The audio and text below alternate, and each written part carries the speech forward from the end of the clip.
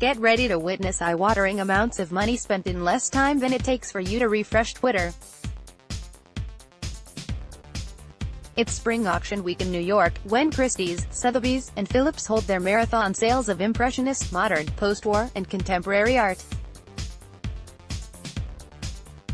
We'll no doubt learn lessons from the eventual results of these sales, but consignments and pre-sale projections also provide a valuable look into how consigners and top professionals in the auction sector read the market at this critical moment in the annual calendar.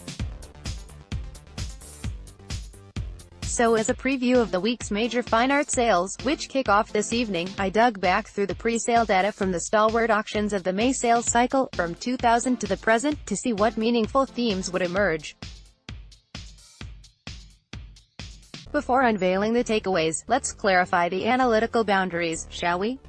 Our parameters, the charts below, cover only pre-sale data. They do not include sales results. Data covers only the regularly scheduled fine art auctions held in New York in May by Christie's, Sotheby's, and/or Phillips. For Christie's and Sotheby's, the sample includes impressionist and modern evening and day sales, plus post-war and contemporary evening and day sales.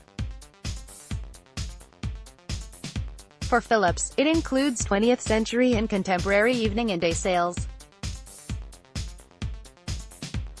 No single, collection or themed sales appear in the analysis. All estimate values are denominated in US dollars.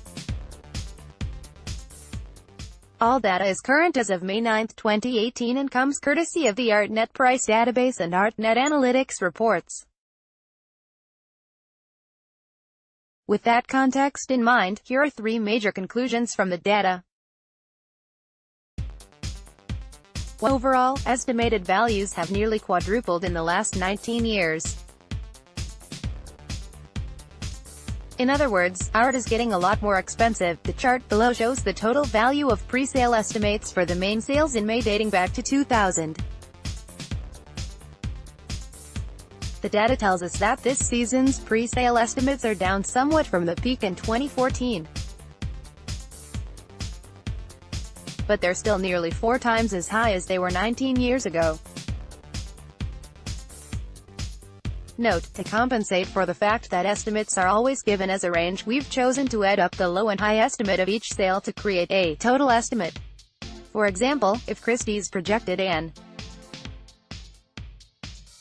auction would reach $100 million to $200 million, the sale would appear in this chart with a total estimate of $300 million. This picture represents a dramatic expansion of the market in less than 2 decades. It also begs an obvious follow-up question: what's been a bigger drive of this growth, the number of artworks coming to auction, or the price per work? Here's a look at the auction volume, meaning the number of lots offered, in the same sales over the same period. Worth noting, Christie's did not hold any post-war and contemporary auctions in May 2000, so their re-entry in 2001 creates an automatic 1-year jump in practically every chart we'll review here. Overall, we reached peak auction volume for this sales cycle in 2007, when the three houses combined to offer about 2,200 lots. That number was about 78% higher than in 2000. In comparison, this May's total of 1,553 lots qualifies as an increase of only about 300 artworks, or roughly 25%, over our starting point 18 seasons ago. So if we've seen a nearly 400% rise in pre-sale estimate value from a roughly 25% rise in the number of offered works, it doesn't require a bolt of divine inspiration to conclude that artwork at auction has been getting significantly more expensive. How much more expensive, you ask? Turns out the average pre-sale estimate for a work in this cycle is now almost 3 times pricier than it was at the start of our sample period, a swing from about $600,000 in 2000 to almost $1.7 million per piece this May.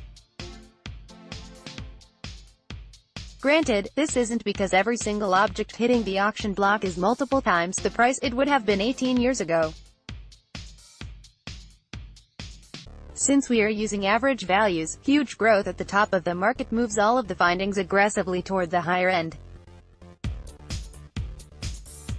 At the same time, the distortion is exactly the point. It may not be a revelation that prices have risen much further and faster than the number of artworks being offered in this sales cycle, evidencing the auction market's often discussed move toward the apex of the socio-economic pyramid. But it is illuminating to be able to quantify the size of the shift. The data also points to some more surprising conclusions, as well. Two Impressionist and modern artworks are closing the gap on post-war and contemporary. For years, it has been an article of faith that the art market's growth this millennium has owed largely to the explosion of interest in post-war and contemporary work. Although that has largely been true based on May sales past, recent evidence suggests that the paradigm is shifting. Below is a chart comparing the total pre-sale estimate values for May's Impressionist and modern auctions versus post-war and contemporary auctions since 2000.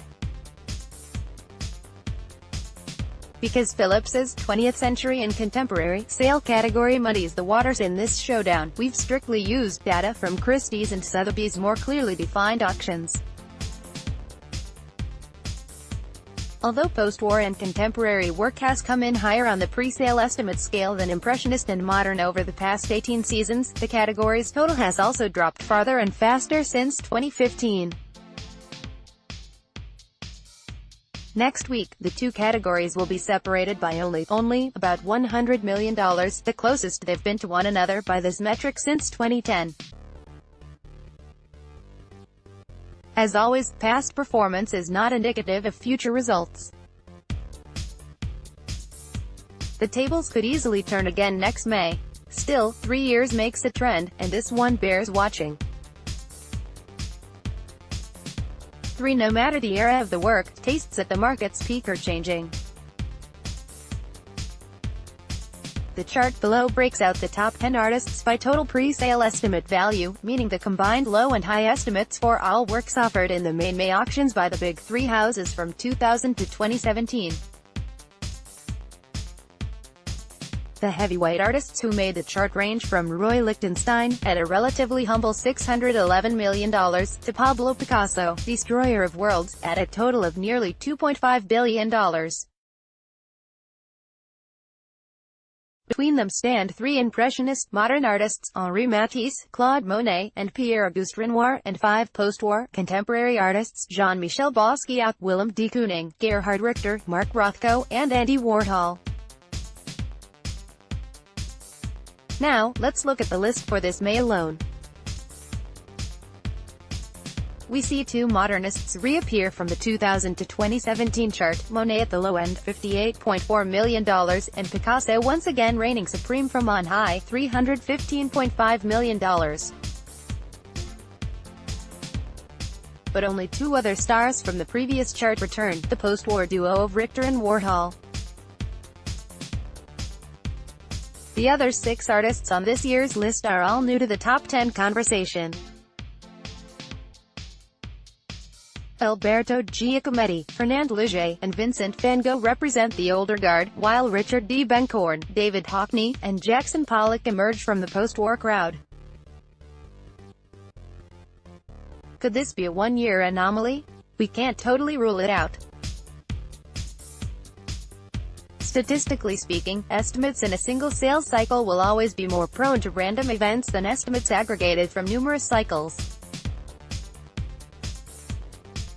In this case, for example, D. Bencourn's presence is likely due to Barbara and Donald Zucker's collection of 22 works by the artist being sold at Christie's, an event unlikely to be repeated any time soon. Still, it's at least worth noting that we are seeing more flux and stability in this year's top 10, regardless of the era in which the artists lived and worked. Nor do these artists represent sudden plot twists that we would never expect to see in this context. All of them are among the bluest of the blue chippers. In concert with the market's demonstrated shift toward impressionist and modern works shown in Takeaway 2 above, then, the data suggests that this season's wealthiest collectors are mostly looking to different icons, or, more precisely, looking to unload different icons, than in past years. No matter their period of interest, time, and sales results will tell if shifting demand matches the shifting supply. Follow ArtNet News on Facebook. Want to stay ahead of the art world? Subscribe to our newsletter to get the breaking news, eye-opening interviews, and incisive critical takes that drive the conversation forward.